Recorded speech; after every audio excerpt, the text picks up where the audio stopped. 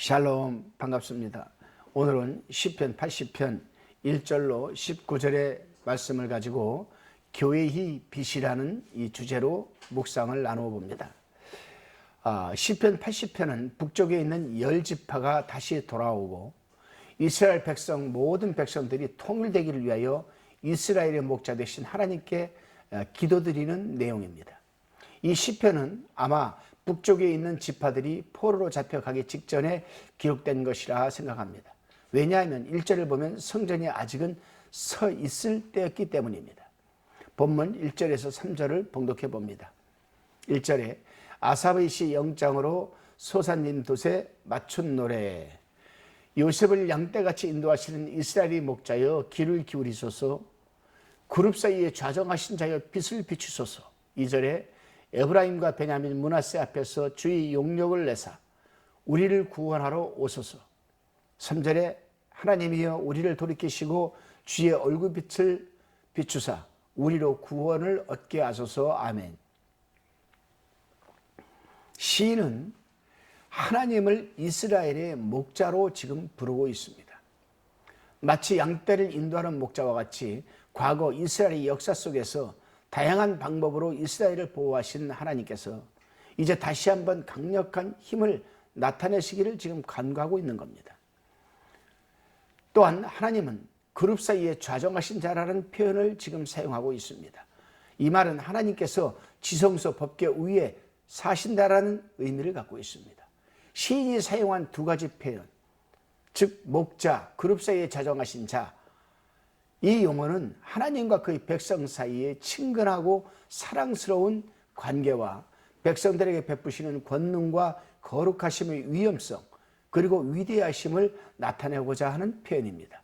시인은 2절에서 에브라임과 므낫세란 말은 1절이 요셉이란 말과 같은 것으로서 구약에는 흔히 나오는 말입니다. 종종 나오죠. 왜냐하면 에브라임과 므낫세는 요셉의 장자와 차자이기 때문에 요셉으로 부르기도 합니다. 그렇습니다, 여러분. 구약시대의 백성들은 지성소와 성소에서 비추어지는 이 빛을 하나님의 얼굴로 생각하고 힘을 얻는 것으로 생각했습니다. 오늘날 우리 하나님의 사람들도 마찬가지 아니겠습니까? 성전에서 십자가에서 성경 말씀에서 비추어지는 이 빛을 우리가 바라볼 때 어떠한 역경에서도 승리할 수 있는 힘이 근원을 우리가 이 강력한 힘의 근원을 얻게 되는 겁니다. 오늘 하루도 여러분 새벽기도 제단을 쌓으면서 또 이 강의 큐티, 요약 강의 큐티 말씀을 들으시면서 성경 말씀을 읽으시면서 여러분 거기에서 비추어지는 강력한 힘의 빛이 오늘 살아가는 힘의 근원이 되시기를 바랍니다. 다시금 본문 4절로 7절까지의 묵상의 내용입니다. 하나님의 도우심을 간절하게 간구하고 있는 이 시인은 이제 주변의 조롱으로 인하여서 더욱 가중된 슬픔과 눈물로 하나님께 지금 부르짖고 있습니다. 엄마의 뱃속에서 잉태된 태아는 3개월이면 이 손금이 형성되고 눈물까지 흘리기 시작하죠. 인간은 참 일찍 눈물을 흘리기 시작하고 눈물의 의미도 참 많습니다. 한국인에게 눈물의 의미는 대단히 또한 깊습니다. 영화나 드라마를 봐도 눈물이 좀 나야 시원하기도 합니다. 여자들에게는 시집살이라는 말을 떠올리면 금세 눈물부터 나고는 합니다. 본문 5절에서도 주께서 저희를 눈물 양식으로 먹이시며 다량의 눈물을 마시게 하셨나이다라는 말씀이 있는데 이 말씀은 비유적 표현이죠. 비유적 표현으로 하나님께서 심한 고난을 당하게 하신다는 그런 의미입니다. 특히 다량의 눈물을 마시게 하셨나이다라고 하는 것은 하나님께서 죄를 지은 인간에게는 고난의 연속으로 살게 하신다는 것을 또한 표현하기는 말이기도 합니다. 그렇습니다, 여러분. 하나님의 백성으로 살아가다 보면 이 세상에서 때때로 영적인 침체에 우리가 처할 수도 있습니다. 암담한 어떤 환경을 만날 수도 있습니다. 그러나 하나님의 개입으로 반드시 은혜를 받게 되고 넉넉히 이겨낼 수가 있는 겁니다. 그러므로 성도들은 이 답답한 때, 그런 때일수록 더욱 자신을 성찰하고 회개하며 기도하기를 쉬지 말아야 할 것입니다. 그러나 우리는 꼭 어떠한 문제가 발생되고 어떤 문제에 봉착되고 어떤 문제가 우리에게 대두될 때에 우리는 항상 우리 자신을 성찰하는 것이 아니라 상대를 탓합니다. 상대에게 지금의 문제를 떠넘기려고 합니다. 아니거든요. 인간관계는 항상 하나님과 우리 성도들과의 관계도 마찬가지고 또 이웃과의 관계도 마찬가지입니다. 직장에서 상사와 또 그 부하 직원과의 문제도 마찬가지입니다. 교회에서 성도와 성도들과의 관계도 마찬가지입니다. 뭐가 마찬가지란 말입니까? 상대성이라는 거죠. 상대성입니다. 내가 그 사람에게 참 좋게 하면 상대도 당연히 좋게 이 반응이 옵니다. 내가 상대를 안 좋게 하면 상대도 반드시 나에게 안 좋은 반감이 있습니다. 그렇기 때문에 우리는 상대를 먼저 탓하지 말고 우리 자신을 먼저 돌아봐야 돼요. 내 성격이 좀 어떤가? 내가 좀 강한 편인가? 나에게 어떤 문제가 있는가? 그럴 때에 그 관계는 다시 회복될 수 있는 거 아니겠습니까? 저도 그래요. 여러 사람을 여러 부분, 여러 모양으로 제가 대인관계를 갖고 때로는 이런 사람 저런 사람을 만납니다. 때로는 그 관계가 깨어질 듯한 상황으로 갈 수도 있었습니다. 또 있습니다. 과거 시제가 될 수도 있고 현재 진행형일 수도 있고 미래 시제로 될 수도 있습니다. 문제는 뭐냐? 나 자신을 먼저 돌아보는 겁니다. 나 자신을 먼저. 오늘 하루도 여러분 제일 먼저 하나님과의 관계를 한번 돌아보시고 그리스도 안에서 내 속에서 나를 인도하시는 그 성령의 조명을 받아서 우리 자신을 한번 돌아보시고 이웃을 돌아보시고 지금 여러분과 관계가 지금 점점 나빠지고 있는 그 부분에 대해서도 한번 우리 자신을 곰곰이 돌아보는 하루가 되시기를 바랍니다. 다시금 본문 8절에서 16절까지의 내용입니다. 시인은 이스라엘의 과거와 현재의 형편을 지금 말하고 있습니다. 과거와 현재 그리고 형편. 시인은 이스라엘이 포도나무로 표현하면서 그 포도나무를 애굽에서 하나님께서 가져오셨다라는 표현을 합니다. 이 포도나무는 애굽에 있었는데 하나님께서 이스라엘로 가져오셨다. 사실 그렇습니다, 여러분. 이스라엘의 역사는 애굽에서 나온 후부터 시작이 된다라고 해도 과언이 아닙니다. 하나님께서 포도나무인 이 이스라엘을 애굽에서 가져다가 가나안 땅을 점령하고 있던 그 열방을 쫓아내시고 이스라엘을 거기다 심으신 겁니다. 그래서 포도나무인 이 이스라엘은 뿌리가 박히고 가지가 뻗어 열매를 맺게 된 것이죠. 그런데 이제 포도밭 담이 무너지고 들짐승들이 들어와서 먹고 짓밟고 있는 겁니다. 시인이 드리는 기도는 하나님께서 심으신 포도나무를 돌보시고 다시 여기에서 풍성한 열매가 맺도록 소생케 하여 달라는 겁니다. 그렇게 하시면 이스라엘 백성들이 주의 이름을 부르리라는 겁니다. 다시 말하면 다른 어느 신의 이름도 부르지 않고 오직 여호와에게만 충성을 다하겠다는 겁니다. 그렇습니다, 여러분. 포도원이나 포도밭은 다 하나님의 교회요, 성전입니다. 상징적인 표현이죠. 영적인 표현이죠. 비유적인 표현입니다.